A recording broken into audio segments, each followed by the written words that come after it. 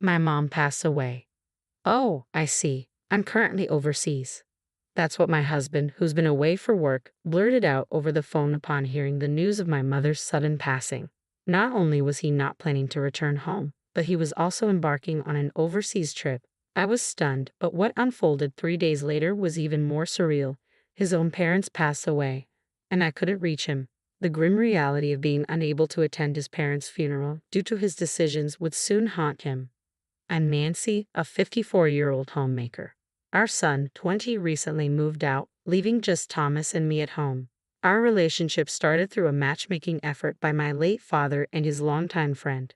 They thought it fitting since we were both working at the same company and seemed compatible. It felt almost like an arranged meeting. We discovered shared interests in music and travel and quickly grew close. With our parents' encouragement, we married swiftly, blessed with a child, and enjoyed a harmonious married life. When our child turned 10, my father passed away after battling illness. Aside from that, our lives were relatively peaceful. However, there was one aspect of parenting that troubled me deeply. As a homemaker, our livelihood depended on my husband's salary, for which I was grateful. Yet he often claimed he was too busy with work, staying late into the night and arriving home just before the last train, when he came home at all. Some nights, a brief text saying, "I'll stay at the company tonight," was all I received. Many of the meals I lovingly prepared went uneaten. I wished he would inform me earlier if he couldn't make it home, and I questioned whether he was truly that occupied. My husband worked at the same company where my father once did. Despite my father's frequent business trips, he always made it home by nightfall or stayed overnight at work. With mortgage payments, raising our child, and daily expenses weighing on us, I couldn't voice my discontent loudly, knowing all our income came from his efforts.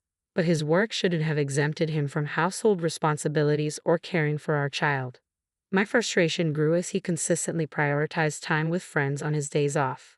The only glimpse our son had of his father was waking up to find him asleep beside him in the morning. Once our son began to speak, I realized he saw his father not as a parent but as a distant figure always absent from home. It felt overwhelming, like I was shouldering the burden of raising our child alone. I had confided this to my father once, but he dismissed it, insisting, "Thomas is doing his best at our company. Don't criticize your husband." Must I always support him unquestioningly? My father staunchly believed in traditional gender roles. My mother, in turn, would listen to my grievances and gently remark, "He doesn't understand the hardships of a woman," with a resigned smile. After my father passed away, my mother's vitality faded, and I felt I couldn't burden her with my complaints about Thomas. Though she often complained about my father to me, deep down, she loved him. I had hoped to emulate my parents' loving household, but despite outward appearances, ours was different. In truth, I yearned for mutual respect. Before I knew it, a decade had passed in much the same routine. Even after our son grew up and moved out, our daily life remained largely unchanged. One day, I cautiously expressed my feelings to my husband, who rarely paid attention to household matters. "Listen, dear, now that our son is grown and living on his own, perhaps you don't need to work such long hours. I'd like you to come home earlier and spend more time here with us. We could tackle chores together, share meals." My intention was simply to encourage him to spend more time at home, but he took offense at the mention of chores and reacted with anger. "What do you think I'm working so hard for every day? And you don't even work. You expect me to come home exhausted and still do housework." With that, he yelled and slammed the front door as he stormed out of the house. The resounding slam echoed his deep frustration. At this rate, he might not return home for days. Though my heart ached deeply, my mind strangely stayed calm. Why is it like this? All I want is a harmonious life with my husband. Did I say something wrong? Could I have handled it better to avoid upsetting him? My mother, in similar situations, seemed to handle them with grace. What's different between her and me? As I pondered, tears began to trickle down my face without my realizing it. 4 days later, my husband returned home. I'm sorry, I apologized to him. I wasn't entirely sure what I was apologizing for. I didn't feel like I had done anything wrong, yet I always apologized, and he always forgave me. This had become our routine way of reconciling. "Yeah, whatever," he said, but our relationship clearly deteriorated after that. Or perhaps it was just my dissatisfaction. Until now, I had always assumed fault and acted submissive. But this time, I couldn't feel that way anymore. I found I couldn't respect my husband. About a month later, while things remained strained between us, he dropped a bombshell. I've been transferred to Alaska. I'll be moving alone. My husband, who had grown increasingly distant, suddenly disclosed this news. Alaska, it's so far away. It feels like our hearts are already that far apart. All right, understood. Please take care. That's all I could manage to say. He packed his bags and departed for Alaska. In no time, I found myself alone in our once bustling home. It felt surreal that not long ago we were a family of 3 here. We had been married for nearly 30 years. I had soldiered on for our child's sake, but now that child was gone. Lately, it seemed divorces later in life weren't so uncommon. I wonder if we'll end up like one of those statistics. Just as I pondered this, my smartphone rang. It was my mother calling. Perhaps I could seek her advice on this matter. Perfect timing, I muttered as I picked up the phone. Hello, I'm Dr. Johnson from Chicago General Hospital. Am I speaking with the daughter of the phone's owner? A sinking feeling washed over me. Yes, I'm her daughter. Is something wrong with my mom at the hospital? Please stay calm. Your mother passed away recently due to acute heart failure. We need you to come to the hospital right away. Everything went black before my eyes. My mom is gone. Could there be some mistake? Just last week, she sounded perfectly fine on the phone. Hello? Are you still there? Hello? I'm sorry. I'm just in shock and confused. That's understandable. My condolences for your loss. I'll be there as soon as possible. Please tell me the address. I rushed to the hospital. At the reception desk, I provided my name and was directed to her room. Upon seeing her lifeless form, there was no doubt it was my mother. Facing the reality, the weight of her absence settled in. Until I arrived at the hospital, part of me hoped it was a mistake, that maybe my mom had just misplaced her phone, and someone else had a heart issue. It all feels so sudden. I hadn't even had the chance to thank her properly for raising me. Could you give us some time alone? I asked, and the nurse kindly left the room. That's when I finally let myself break down and cry. After gathering myself, I began to make arrangements for the funeral. Let's see. First, I need to reach out to the relatives and make arrangements. And I should also inform Thomas. I dialed my husband Thomas's number. He answered with a distant tone, and as I explained the situation, he simply replied, I see. Not just I see. The funeral is happening soon. I need you here. He informed me he was about to embark on an overseas trip with colleagues, a statement that inadvertently drew a sharp response from me. He defended himself, citing his constant work and asserting the right to take time off. Deciding not to argue further, knowing it would lead to, who do you think provides for us? I contacted our son, and together we organized the funeral. Seeing I was struggling, our son offered to stay with me for a while, taking a break from college to lend support. As soon as the funeral concluded and I hoped for a moment of respite, a call came from my husband's brother. Tragically, my in-laws had been involved in a fatal car accident. Despite the successive family tragedies, I still couldn't reach my husband. Modern smartphones usually work overseas, but I can't get through to Dad, my son remarked. Depending on the country or his phone settings, he might not be able to receive calls. Deciding to try email instead, I wrote, he'll surely get in touch once he returns from his trip. A week passed with no reply. When my son checked with his office, they confirmed he was on paid leave but due back in 3 days. What country is he in? Has he not seen my emails? What about his parents?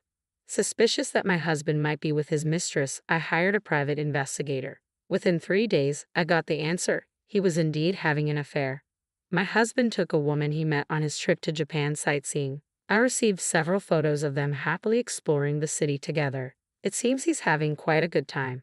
In his new assignment in Alaska, I questioned what I had been accommodating all this time. Was it concern for my hard-working husband? In reality, he's just a deceitful man who travels abroad for pleasure and engages in affairs. This might not be his first time. Filled with anger, fueled by years of patience, I called my husband's office and urgently requested to speak with him. Hello? What's so urgent? I've asked you not to disturb me at work unless it's important. Didn't you read my email? Our parents have passed away. You mean your mom, right? You mentioned that earlier. Are you still upset about it? I finally managed to take some time off. No, I mean your parents. They were in a car accident. What? Are you serious? Why would I make something like this up? You claim to have just returned from abroad, but I've heard you've been back for days. Why haven't you been checking your emails? My husband seemed speechless, struggling to accept the sudden reality confronting him. Hello? Are you there? Yeah. His voice trembled, though he had shown no hesitation in missing my mother's funeral. The news of his own parents seemed to rattle him. The funeral is done, and they've already been cremated. It's too late for remorse. I felt no sympathy as I coldly added, "You need to come back immediately." I thought I heard a strained response from him, but I hung up without acknowledging it. Mom, what's going on? He's on his way home now. And just so you know, I'm filing for divorce from your father today. What? Why all of a sudden? I understand you're upset he hasn't been reachable during this busy time, but isn't divorce a bit extreme? I laid out everything to my son. It was a harsh reality to burden him with, but he's an adult now. I believed it was better to be honest than to fabricate excuses. This is indefensible. I'm standing by you, Mom. With my son's support assured, everything was prepared. Soon after, my husband arrived home. "I'm back." His tone, usually brash, now lacked its usual vigor. He appeared as a pitiful man, having lost both parents at once and unable to attend their funerals. "But I need to talk to you. Your brother was pretty upset about everything, you know." I couldn't help it. Even after returning to Japan, I was busy with client meetings. Quite a young client, isn't she? With that, I showed him the picture I received from the private investigator. "What? Where did you get this? Look at you two, arm in arm, having a good time. If this really is just a client, have you picked up some new tricks? It seems like this isn't your first time." I dropped the bombshell, and the impact was immediate.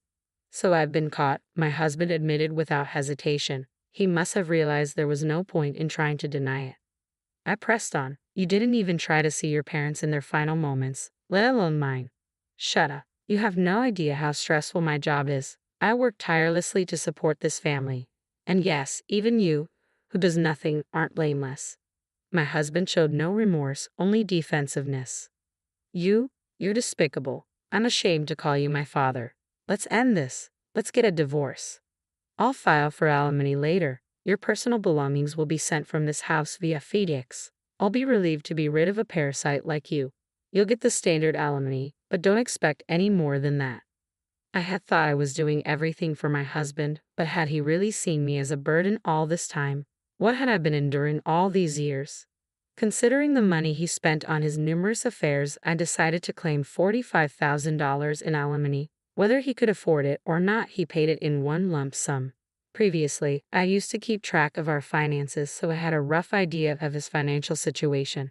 However, his overseas escapades with mistresses, bringing them to Japan and partying, coupled with his absence at his own parents' funerals, caused rumors to circulate within the company, leading to his resignation.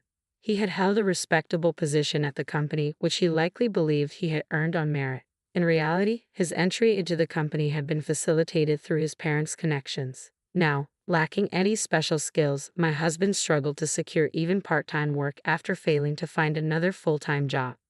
According to my brothers-in-law, losing his family, job, and now his parents without the chance to say goodbye seemed to be pushing my husband to his limits.